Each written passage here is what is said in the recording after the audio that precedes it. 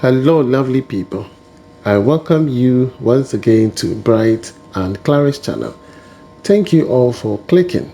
This is episode 3 and Project Elizabeth. Alright, so in your view is a beautiful 3D representation of a 4-bedroom house. This was designed by Jonathan Tete. Jonathan Jugbate is the name, but we normally call him Jonathan Tete. So he designed this beautiful house. It comes with a hidden roof with a pergola on the roof terrace. It comes with a gutter at the back with a trim at the top tip of it, which we call the coping. Okay, and it has a spiral staircase at the front, which will serve for other guests that perhaps are not allowed to enter through the main house to come to the roof terrace, so they can use the external staircase up there. Okay, this is a beautiful design, very unique, simple, and it's occupying a half plot. This house is occupying a half plot.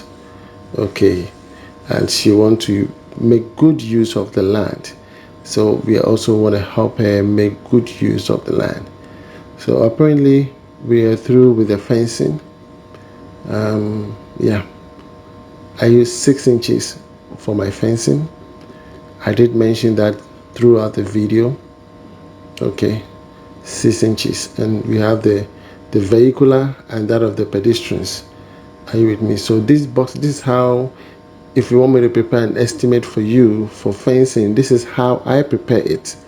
So mine might be a little bit expensive than someone who just prepare an estimate without pillars, because here I have the block. This one we're going to pour concrete in them. There are iron rods in the boxes.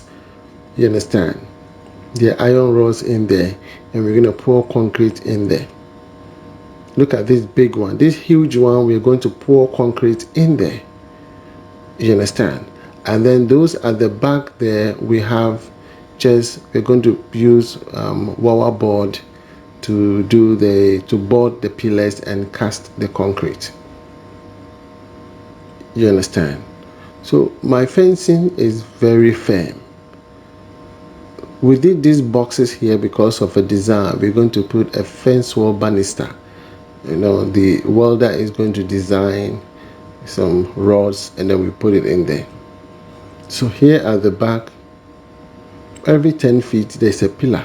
Every 10 feet there is a pillar, and the iron rods are in rectangular, not triangular. You understand? And we use 12 mm with a mat. Are you with me? So my fencing is forever. I am digging mostly 2 feet for 2 feet 6 for fencing, but in real circumstances I dig 3 feet, just because I don't want to have any issue.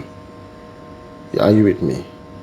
So when I prepare an estimate for you for a fencing, you will compare it to other ones' estimate, and you say, oh, mine is a little bit higher.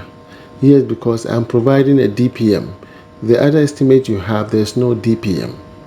In my estimate, I have waterproof chemical. The one you got from someone else, there's no waterproof chemical. Are you with me? So it depends on whoever is preparing the estimate. You need to look at those details.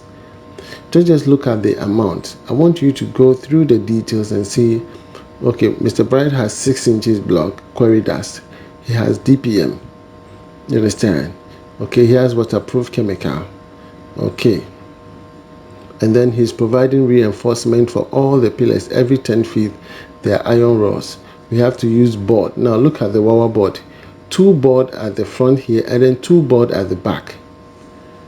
So I'll write about maybe say 50 pieces of board.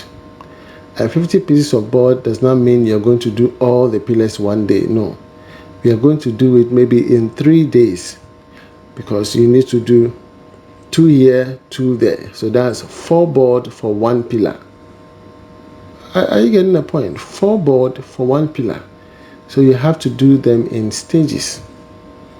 Are you with me? We will need bamboo to support them. All these are part to make, because I'm looking at the outcome and where this client find her plot is so unique. In fact, if it rains 1 million times, she is not affected. The land is so strong and rich. I love this location.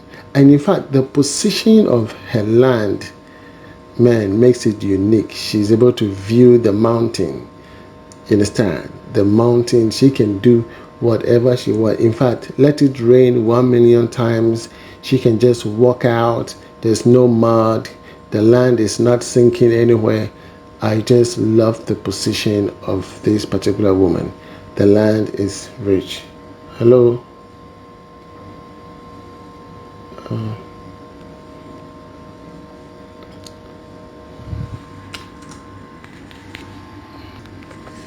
So the land is so rich, and believe you me, it makes me happy. Understand? It makes me happy. So the fencing is done now, and the next thing we are going to do is to proceed with the main project, which is the 4-bedroom house. And this is where it's going to be situated. So we're going to shift all these materials away. We're going to shift them to the other side, and then to be able to do our profiling. You see, so that we can do our profiling. I'm happy because when I am able to be part of those who want to build their house here in Ibri, I'm from, or anywhere else, I'm able to make their dreams come true. Okay, so if you need our services, please do not hesitate to reach out to me. You can see that this fencing is so high. This 8 feet. That's 2.4 meters. Do you understand? 2.4 meters. So from the right elevation, left elevation, and the back elevation, those are extremely tall because that's how the clients want it. Very tall. And then at the front, we reduce it just 1 block. Okay. Yeah, so that nobody will have access. In case someone wants to jump over the fence, then we know that you are a real criminal. Nobody can jump over the fence. So pillar casting continues, and it took us 3 days to finish the pillar casting. Okay, yes, it's very necessary. Very, very necessary. So here on the left elevation, we have to reduce because there's a road there. So we're going to do a design in those boxes. Okay, look at the mountain view. Where she finds herself, she is on top. She can see everybody. You understand? She can see everybody. Look at that. Isn't this beautiful? Isn't this beautiful? So beautiful. So I believe that buying the land, you need to position yourself properly. So here I have my cousin Jonathan Amwa. So Amwa was given the green light. He did the survey, and we have to do a borehole drilling. And for us to be able to do a borehole drilling, we have to again break the fence wall. So this is where I learned my lesson that when I'm going to build, I'd rather do the borehole drilling, put up the main house before I begin to put the fence. So a portion of the fence have actually been broken down to make way for the drilling machine or the drilling vehicle. So once we are done with the drilling, we have to put the fence back up. So this is my cousin. His name is Jonathan Amwa. He has a degree in geophysics, and he's specialized in geology. He can do your survey and pinpoint water in large quantity, large volumes, unlike other people who do shoddy works. He does a borehole and it doesn't cave in. Okay, so he does a reverse osmosis in case there's salt content in the water. If the parameters are beyond the WHO standards, means that it has to be taken for for water testing, and then once it comes back with the parameters beyond the normal parameters, then a reverse osmosis should set in, and he will set up the machine for the reverse osmosis. There are instances where the water is okay but just needs some few treatment. He will do that water treatment and filtration for you. You understand? And he sells all kinds of pumps. Okay, pumps, submersible pumps. Okay, yes. In case you need all type of pumps, pressure pump, he sells all of them. So he's the right person you need to contact if you want to do your borehole drilling.